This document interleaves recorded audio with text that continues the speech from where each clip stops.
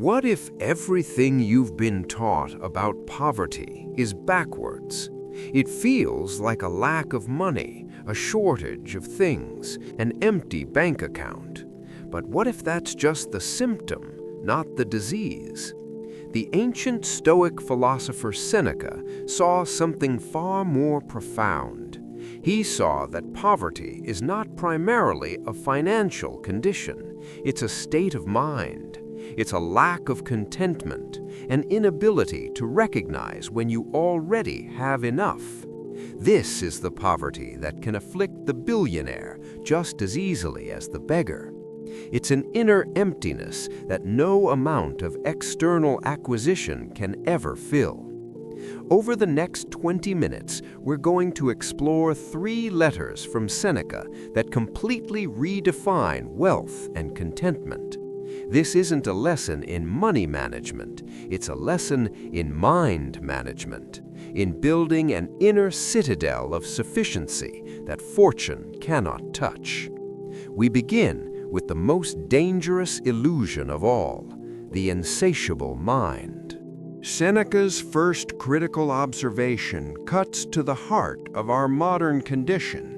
He writes that the problem with wealth is not that it's hard to acquire, but that it's impossible to satisfy. The desire for more is a fire that consumes whatever fuel you throw on it. You get the raise, you buy the car, you move into the bigger house, and for a brief moment there's a flicker of satisfaction. But it fades, and almost immediately a new desire emerges, a new horizon of lack. This is the spiritual danger of constant wanting.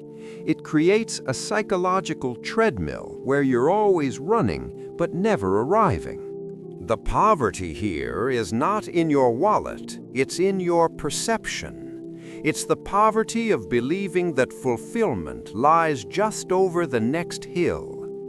Seneca contrasts this external accumulation with the possibility of internal contentment. External accumulation is a chase, a frantic effort to fill an inner void with outer objects, but the void has no bottom.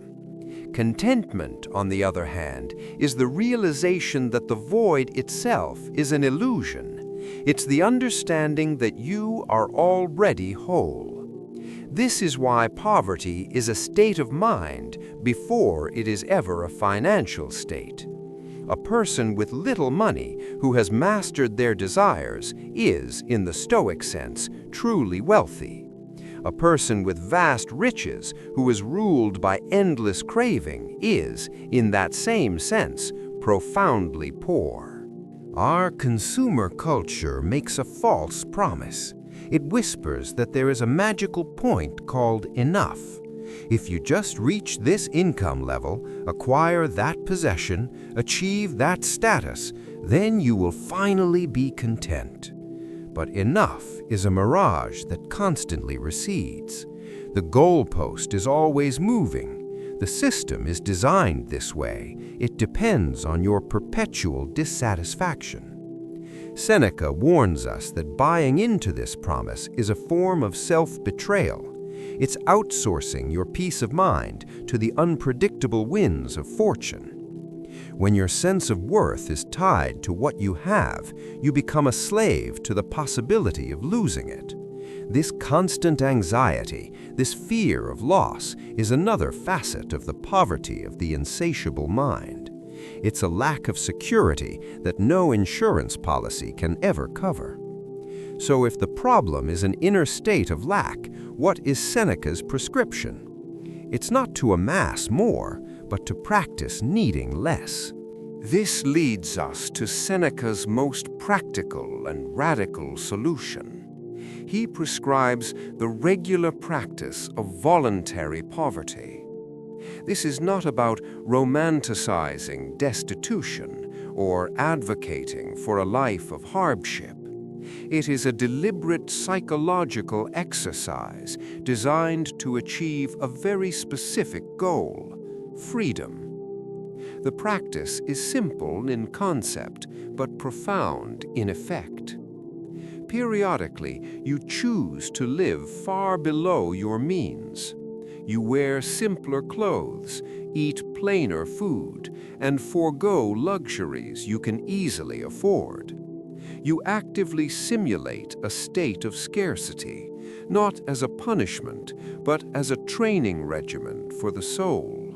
The purpose is to dismantle the fear that underpins so much of our striving. We chase wealth not only for pleasure, but as a bulwark against the terror of loss.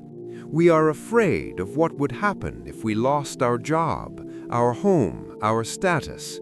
This fear makes us compliant, risk-averse, and ultimately controlled by our possessions.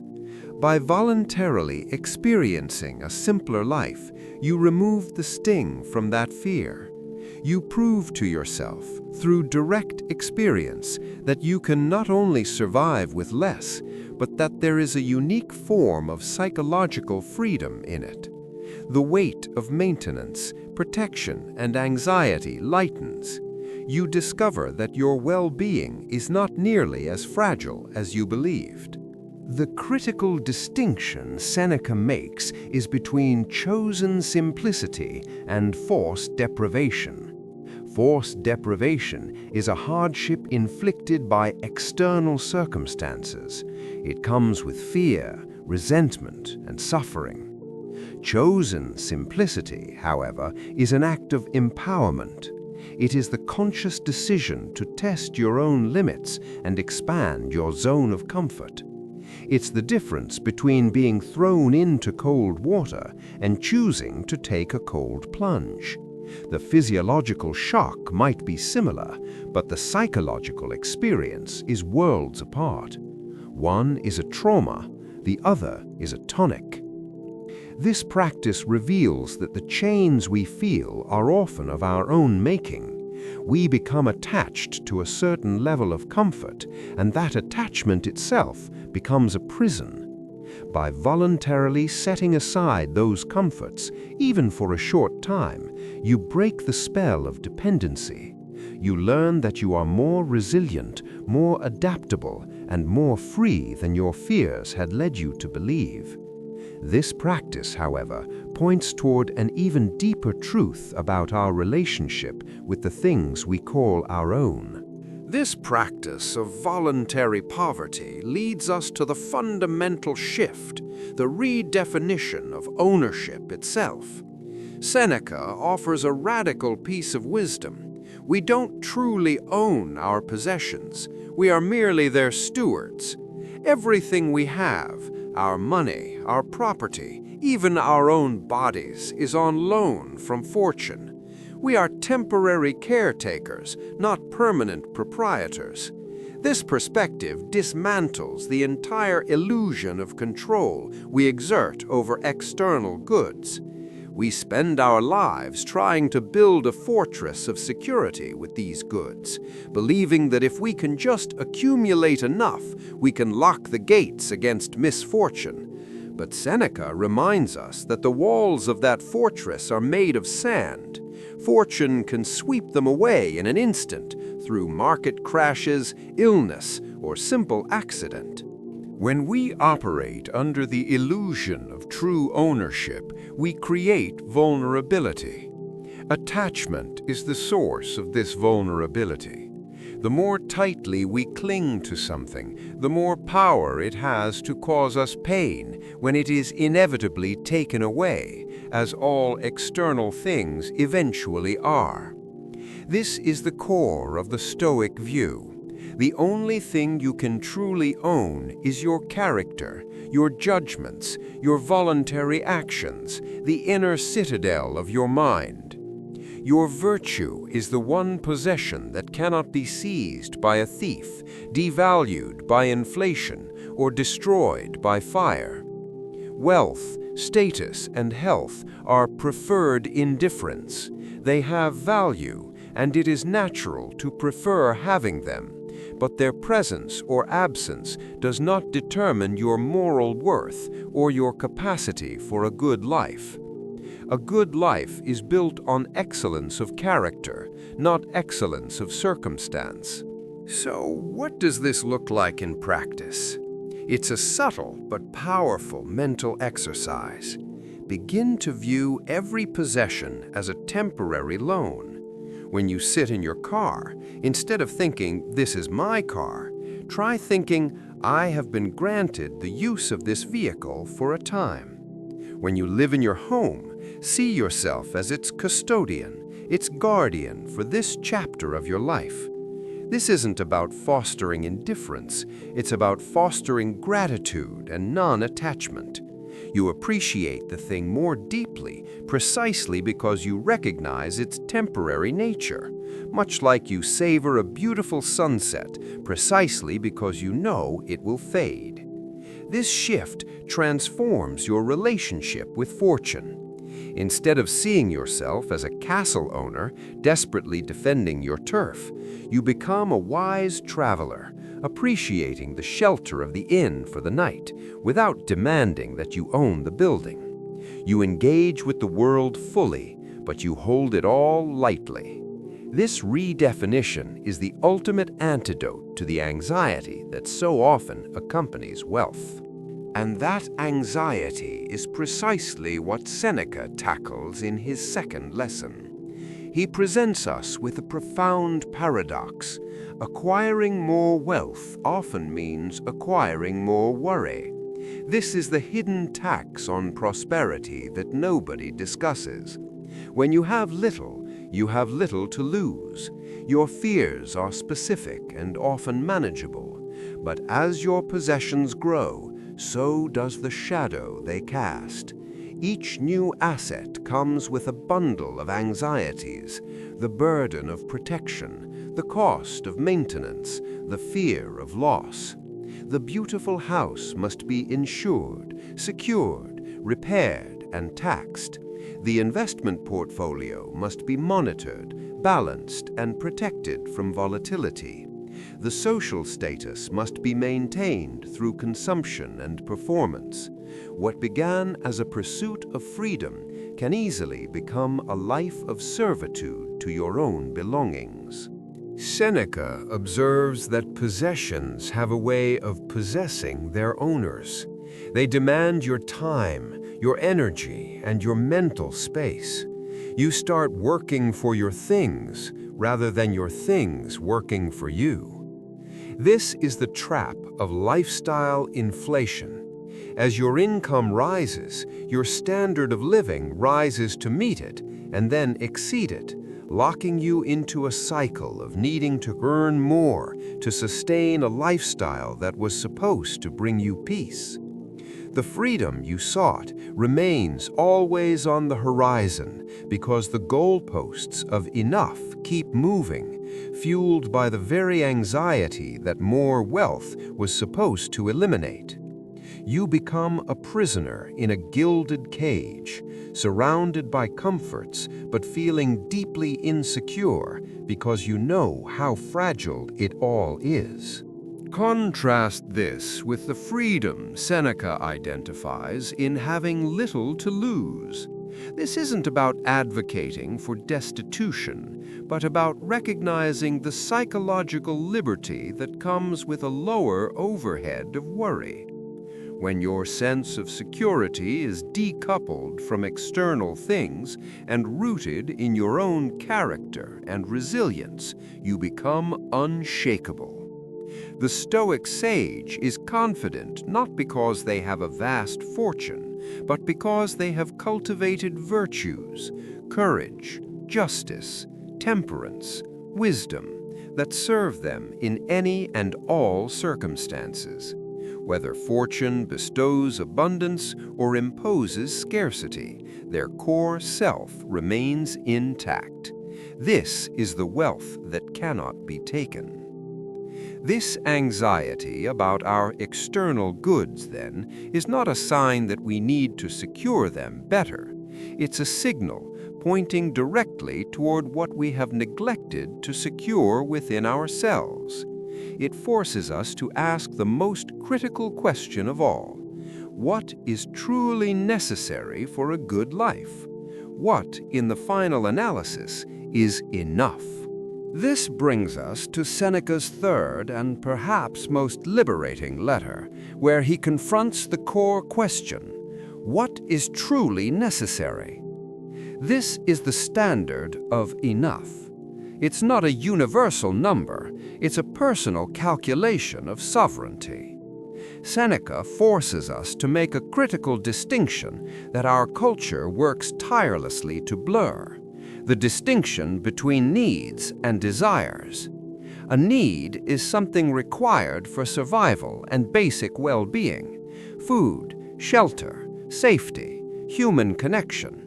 A desire is everything else: the brand of the car, the size of the house, the prestige of the title.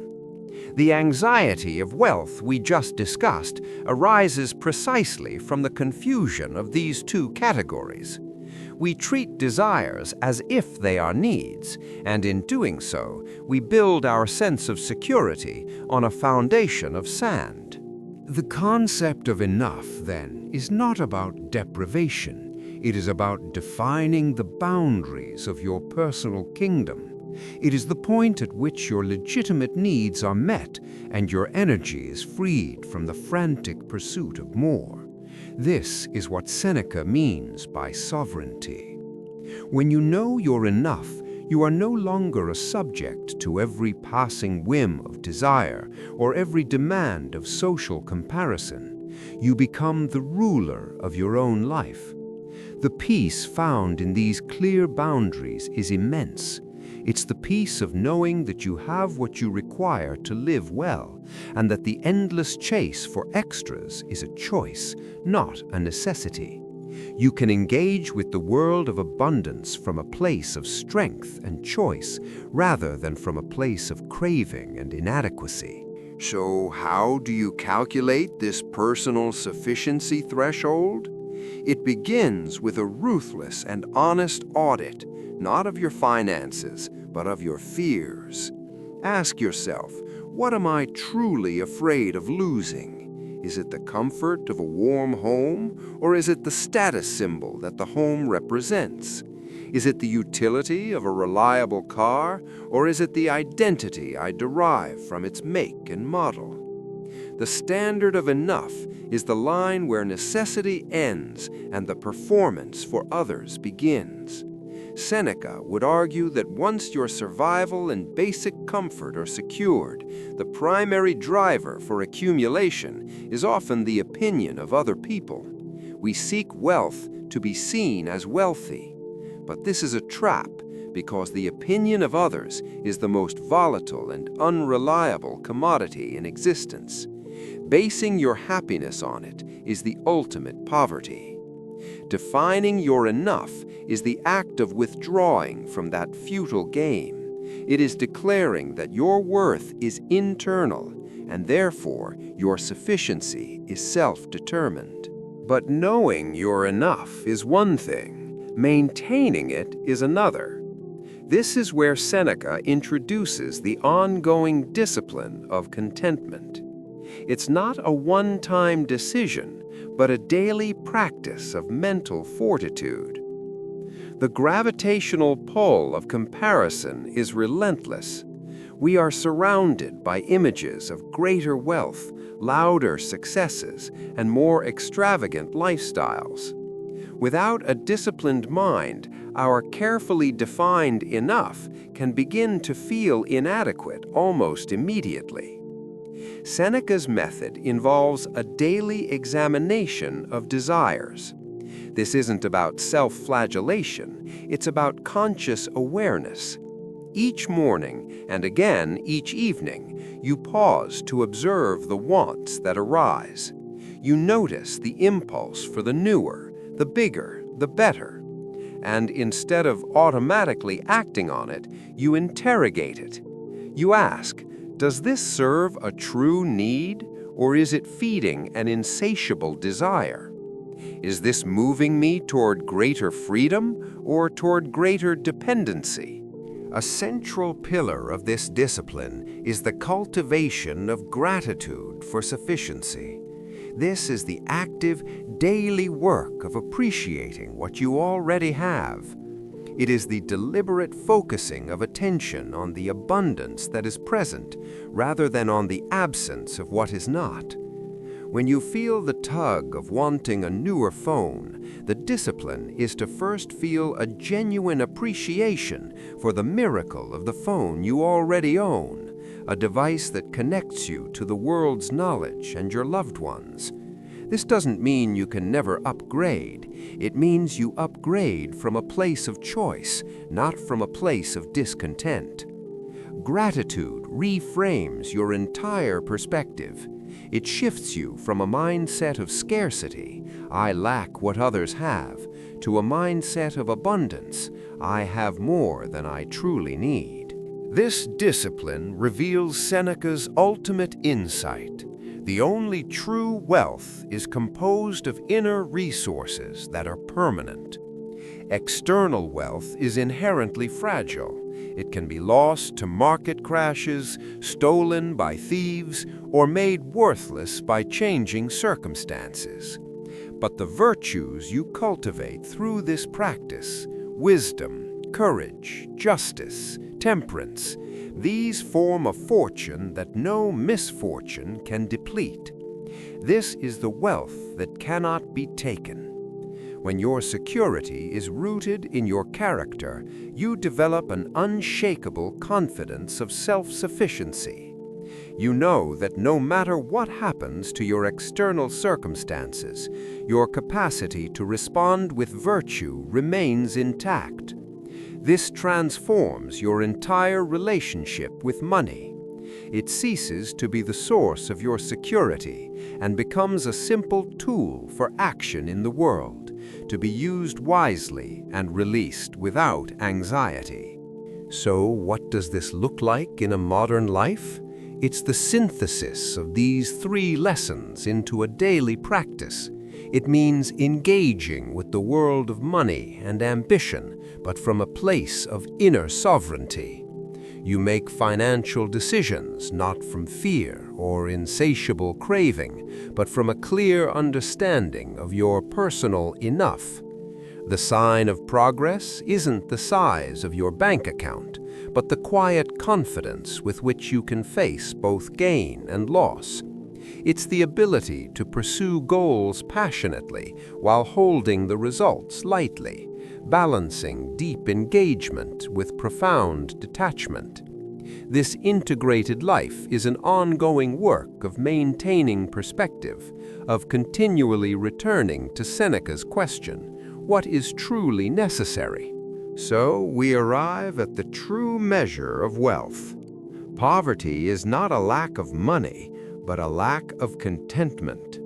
The power to redefine your standard of enough is the ultimate form of freedom. Begin with Seneca's first exercise. Practice needing less, even for a day, because true wealth is not what you accumulate, but what you no longer need to think about.